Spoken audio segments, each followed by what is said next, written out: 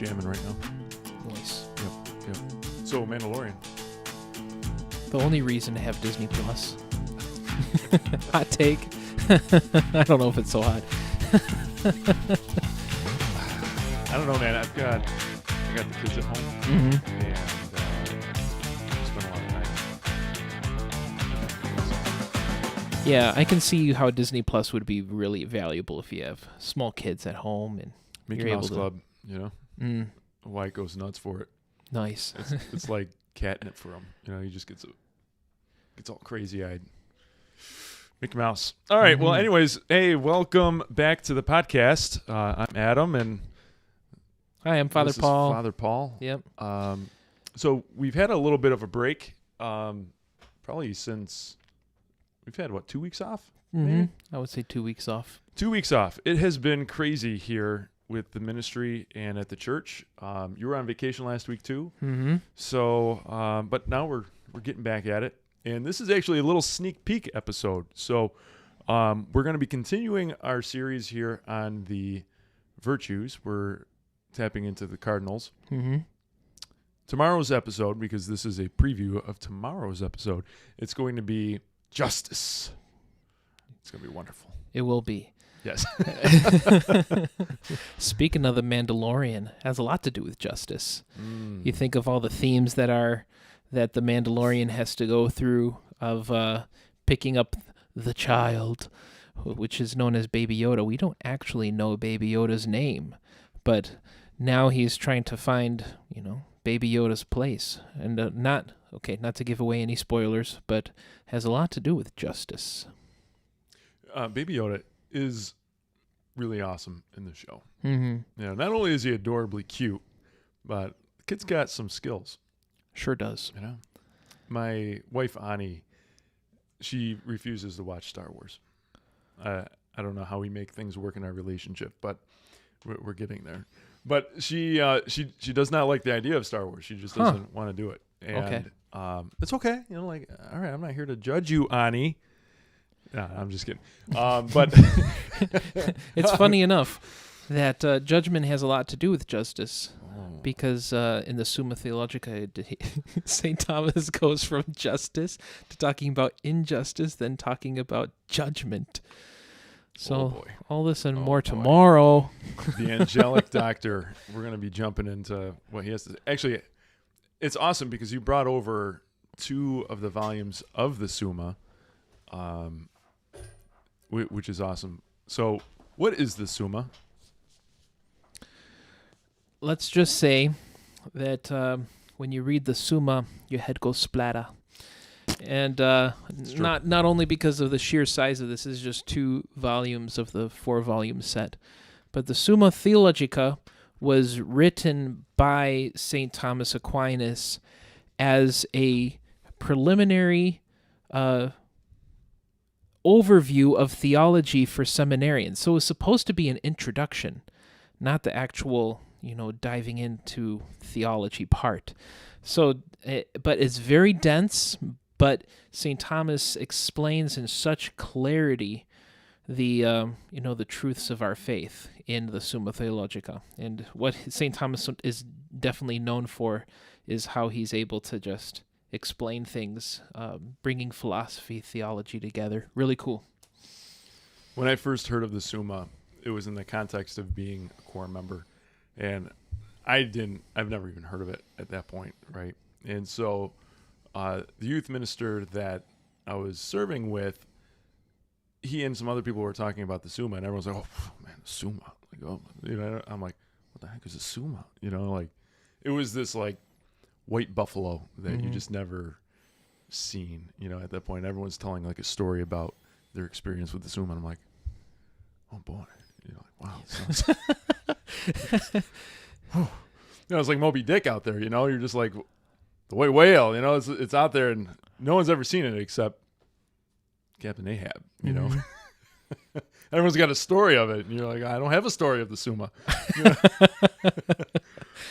But I did a certification where we didn't go through all of the Summa, but it was like an intro to the Summa and how do you read the Summa and how do you use it as a reference tool.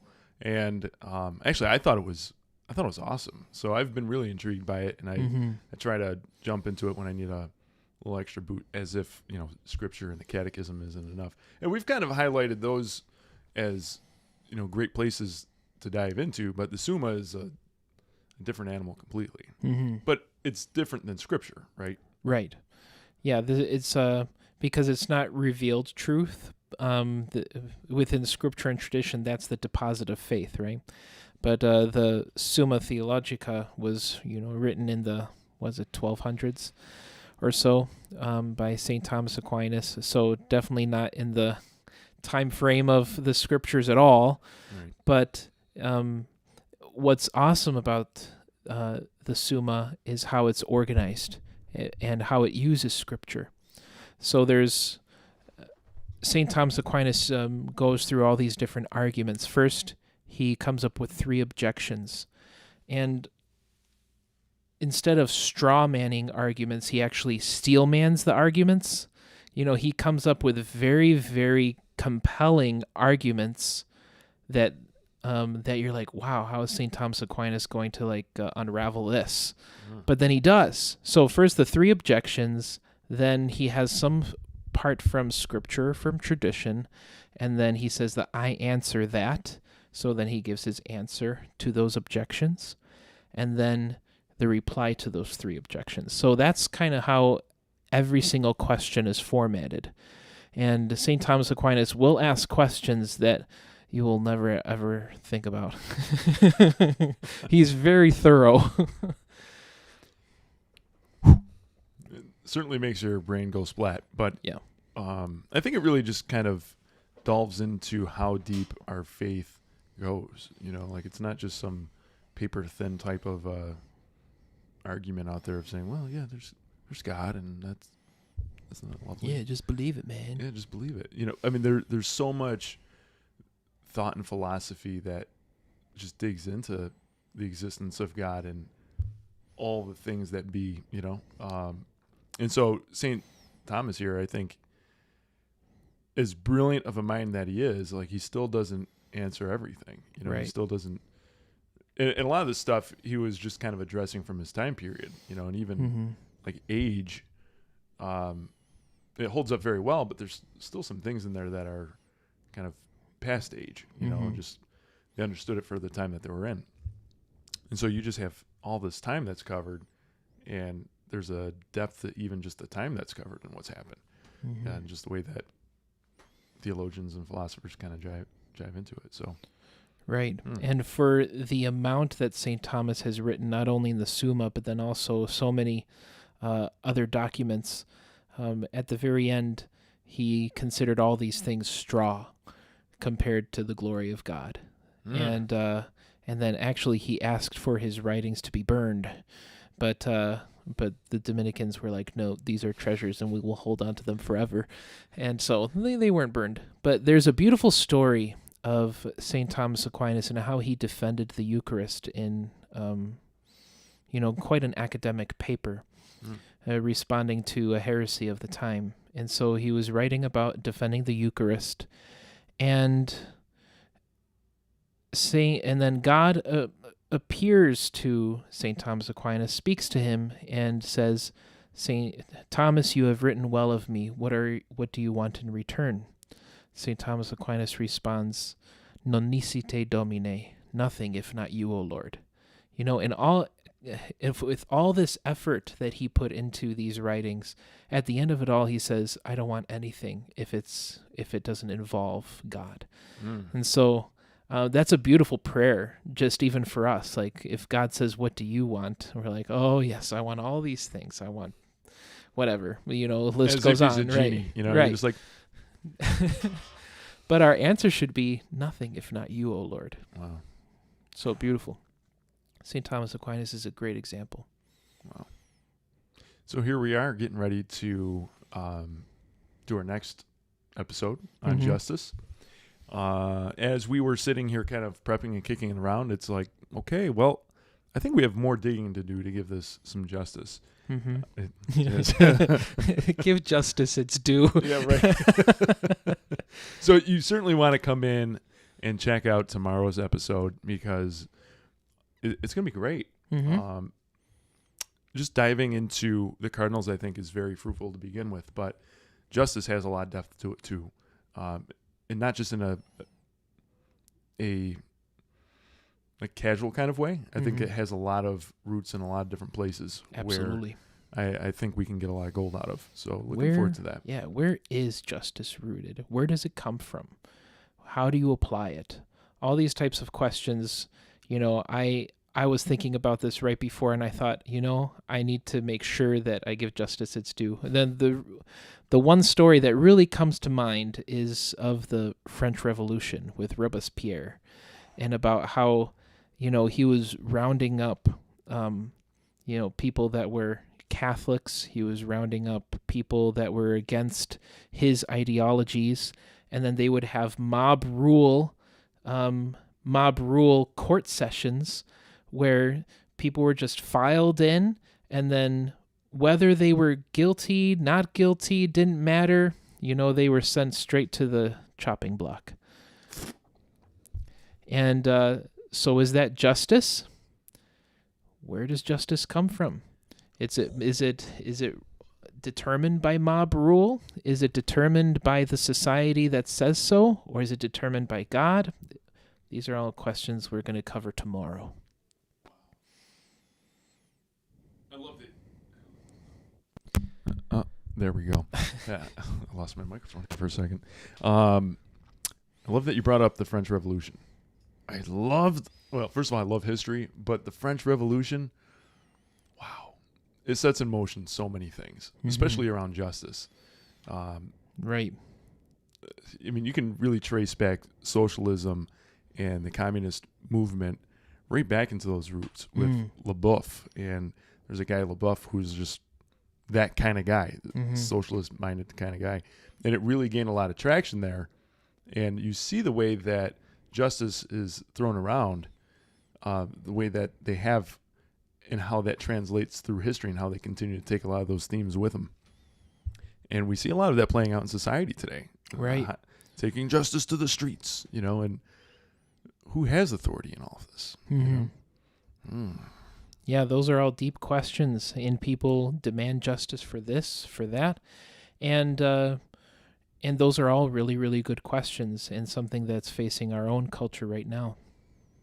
Wow. A lot to cover. It's going to be good. What else? Anything else that we can banter about here? Mandalorian. It was a good episode. I did like it. It was a good episode.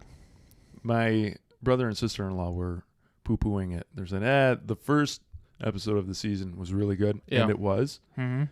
The second one, they're like, it was a whatever kind of episode. I'm like, after I watched it, I'm like, wait a minute, we watched the same thing? I thought it was great. Mm-hmm. Yeah, I don't want to give away any details, but the second episode of season 2 opens up something pretty new with the character of Baby Yoda, and then also with with the Mandalorian as well. That is so ambiguous and doesn't say anything. But, I know. But it is very fascinating. And we're not getting paid by Star Wars, by Disney. Although maybe we can. I don't know if that would work. No, I just don't want to mention anything purely for the fact that if any listeners have not watched The Mandalorian, I don't want to spoil it for them. It's just purely out of a justice motive. It's very just of you. Yes. In other news, I came back from my vacation. I went to Lake Placid. Mm-hmm. It was beautiful. Got to see God's creation in all its glory. What did you do there? Did a lot of hiking. Hiked part of the stream that goes to Whiteface. Really? Mm-hmm. Really beautiful. With gorges and waterfalls and quiet streams, and it wasn't very intense hiking, but it was very beautiful. Is it the Ausable Branch? Yeah. And it's got the waterfalls that come off. Exactly. We drove by that. We did a test run back in August for a men's retreat coming up this summer. And I was driving by, and I'm like, this looks beautiful. I want to stop and walk this. We didn't get a chance to, but it looked incredible. Mm-hmm. I know exactly what you're talking about. It's No awesome. way. That's amazing. There's a bridge, and then on the right side, there's this waterfall. That's actually brought us there. Really? We're like, that's beautiful. We got to walk this. Yes. It really is. It's awesome. I hope to do that this summer when we go back. Awesome. I'm kind of jealous. I mean, that water looked so inviting to just go and jump in and splash around or swim. It was just So clean, so beautiful, man. And I don't know why, but in the Adirondacks, there's a whole change in the topography as well as just the look of things, with the certain type of fir trees, or that the lakes and then the water there is just so black. Not like dirty, but I don't know why, but the color of it, the way that the light plays with it, it's just so serene. And I don't know what it is about the Adirondacks, but it has its own beauty that once you just cross into that border, you're like, yeah, we're in the Adirondacks. Yeah, I love it up there. I just you know this. Seeing my microphone here. What's going on? Hello? Okay. So, being out there, those Adirondack chairs? Mm-hmm. They're very comfortable for just being made out of wood. Yeah. You can just lounge in those all day. But it totally fits sitting in front of a lake or in some wooded setting. Just sitting there with a cup of coffee, just pondering the world. Looking up at a mountain. White face right there. Yep. That was me. That was me this past week with coffee or with a flight of beer. Okay. That's what I'm talking about. Wow. Well, that's pretty cool. So is that all you, did you go see anything else, or was it just a stopping ground, or did you just kind of... We were there for 3 days, so we couldn't do quite a whole lot. There were quite a lot of things that were closed, too, because of COVID. But had good food, did some hiking, got to see the ski jumps, things like that. That's awesome. I also played some disc golf out there. Really? That was fun. Wow. I need to spend more time up there. I'm going to get a parish up there someday. You've heard it here first.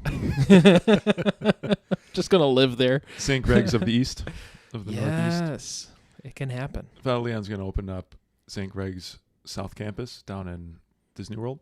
Mm-hmm. You can open up a campus on Lake Placid. And it seems to make sense to me. It does. Okay. It shall be done. So, all right. Well, that's cool. Awesome. Actually, I'm going to be taking a little vacation myself. Nice. I have 8 days to burn before December. Otherwise, we start losing vacation days. Uh-huh.